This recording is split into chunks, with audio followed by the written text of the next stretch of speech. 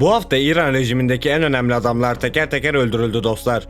Ali Hamene'in 36 yıllık iktidarı sona erdi. Peki bundan sonra ne olacak? Girişi uzatmadan hızlıca konuya giriyorum. İyi seyirler.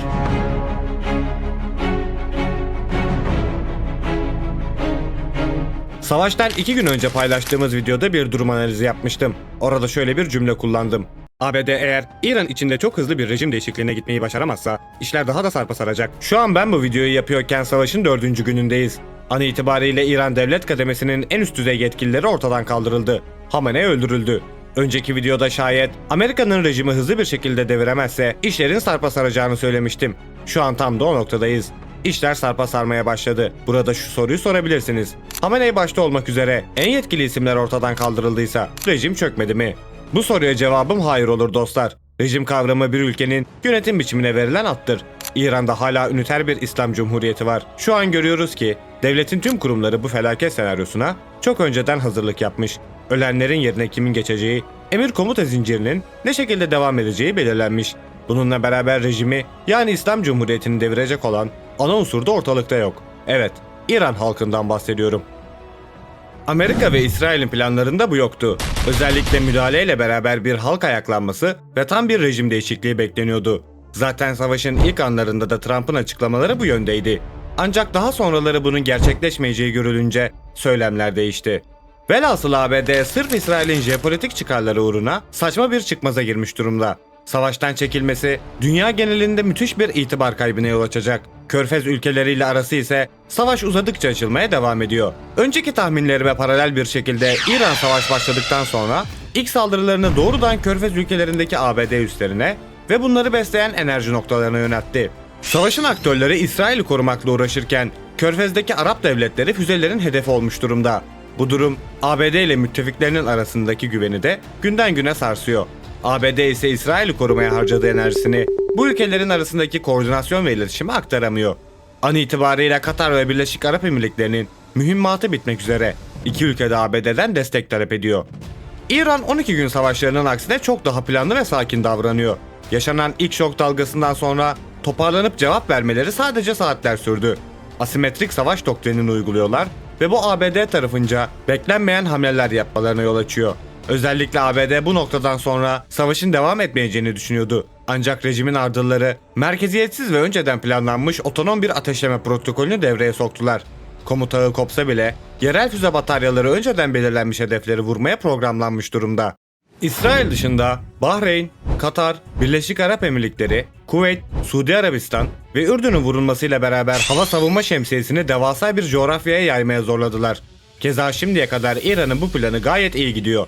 Az önce de bahsettiğimiz üzere Körfez ülkeleri ABD tarafından yok sayıldıkça iç baskılar da artıyor. İran tüm bir yelpazeyi yayarken eski ve ucuz füzelerini kullanarak minimum harcama ile maksimum verimi alıyor. Bu ucuz ve eski füzelerin İran'a çok fazla avantajı var dostlar. Özellikle Körfez ülkelerindeki üsler dışında şehir merkezlerine atılan füzeler, Körfez ülkelerinin dünya genelinde yaratmış olduğu güvenli turistik bölge imajını da yerle bir ediyor. Ucuz füzeler hava savunma sisteminin üzerinde kullanıldığında ise sistemi doyurarak asıl güçlü olan füzeye sistemin kilitlenmesini engelliyor. Bu yaşanmasa dahi füzelerin durdurulması için savunma sistemlerinden her füze ateşlendiğinde savunan taraf için savaşın maliyeti katlanarak artıyor. Örneğin bugün itibariyle sadece Amerika'nın harcamış olduğu maliyet 750 milyon doları geçmiş durumda. Savunma sistemlerini doyurmanın yanı sıra bu füzeler daha geniş bir alanda kullanıldığında ise radar operatörlerini sürekli alarm durumunda tutarak savunma füzelerini yavaş yavaş harcatıyor. Bu durum aynı zamanda psikolojik olarak da devletleri baskı altında tutuyor. Tüm bunların yanı sıra İran Hürmüz Boğazı'nı da kapattı. Buna binaen Palau bayraklı bir petrol tankeri ve Marshall Adaları bayraklı bir gemiyi batırdı. Toplam vurulan ticari gemi sayısı 5 oldu. Şayet şimdiden batıda doğalgaz fiyatları hızla tırmanmaya başladı. Sigorta şirketleri artık Hürmüz için sigorta vermiyor. Eğer Hürmüz'deki geçiş %100 kesilirse petrole ve doğalgaza muazzam zamlar kapıda. İran savaşın kendisine olan maliyetini tüm uluslararası sisteme transfer edecek gibi görünüyor. Ayrıca Husiler de hala devreye girmiş değil. Önceki videomuzda bahsettiğimiz gibi Kızıldeniz'de gemiler vurulmaya başlanırsa işte o zaman dünya için ekonomik kriz kapıda demektir dostlar. Husiler demişken az önce anlattığımız İran'ın asimetrik savaş doktrininin en önemli parçasını da atlamayalım.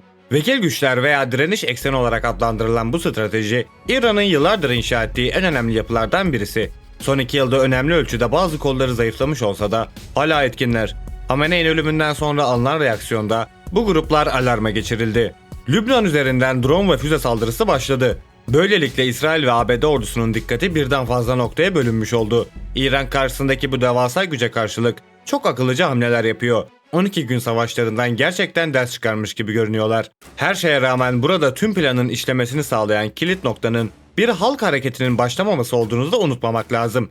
Şayet Mossad ve CIA bu hareketi tetikleyebilirse İran rejiminin çok uzun süre dayanabileceğini sanmıyorum. Ancak işler İran için şimdilik iyi gidiyor.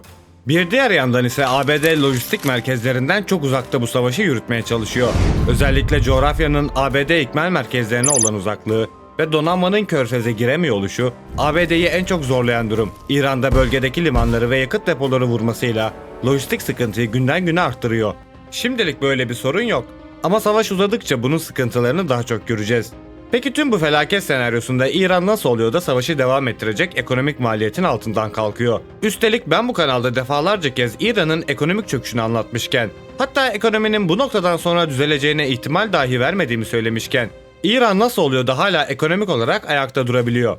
Savaştan yaklaşık 2-3 hafta önce İran çok ciddi bir ham petrol yığını yapmaya başladı. Normalde olduğundan 3 kat daha hızlı bir şekilde hareket ederek ham petrolünü tankerlere yükledi.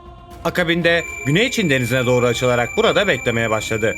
Bu gemiler resmiyette tamamen Çin devletine ait olarak görünüyordu. Bu sebeple gemilere dokunulamıyor. Böylelikle Çin savaştan etkilenmeden petrol ihtiyacını karşılamaya devam ederken, İran ise Hürmüz kapansa dahi hala petrol satışını yapabiliyor. Karşılığında ise ister para, isterse de askeri mühimmat veya teçhizat alabiliyor. Peki ABD bunu bilmiyor mu diye sorabilirsiniz. Tabii ki de biliyor. Buna rağmen savaşın içinde olmaları bize şunu gösteriyor. Bu savaş kesinlikle ABD çıkarlarından ziyade İsrail'in jeopolitik amaçlarına hizmet ediyor. Zaten ABD'nin bu savaşta iç politikayı da iyi yönettiği söylenemez. Kongre ve halk desteğinden yoksunlar. Venezuela'da olduğu gibi savaşı kayıpsız da geçirmiyorlar. Şimdiye kadar 3 ABD askeri öldü. Bununla beraber 3 tane de F-15 düşürüldü.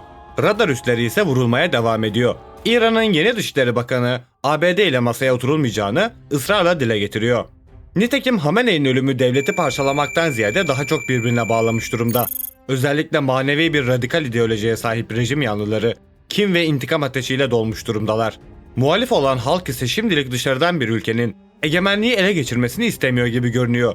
Bununla beraber daha yeni biten Aralık ve Ocak isyanlarında da halk isyan ettiğinde nasıl bir tabloyla karşılaşacağını çok iyi biliyor. Eli silahlı olan devrim muhafızlarının silahsız halka ateş açması kaçınılmaz. Kimse gökyüzünde bombalar yağarken silahsız bir şekilde mermiye doğru koşmak istemiyor. Velhasıl dostlar, genel tablo bu şekilde. Bu videoda İran eksenli bir şekilde tabloyu masaya yatırdık. Nitekim burada süper güce karşı mücadele eden bir devlet var. Ne kadar daha dayanırlar? Güney Çin'deki petrol stokları ne zaman biter? Halk hareketleri başlar mı? Bunların hepsini bekleyip göreceğiz. Videoyu beğendiyseniz kanala abone olup beğenmeyi unutmayın. Bir sonraki videoda görüşmek üzere. Hoşça kalın.